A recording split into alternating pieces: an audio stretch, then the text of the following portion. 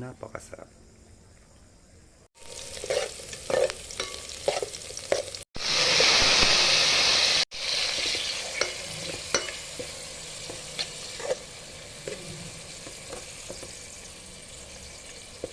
Natin ang sabaw po guys. Ano po natin ang tubig. Ayan po. Magluluto po tayo ng sari-saring gulay. Yan po guys, antayin na po natin kumukulo po siya. Kulo.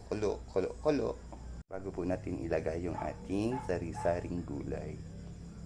Ayan, kumukulo na po siya. Timplahan po natin.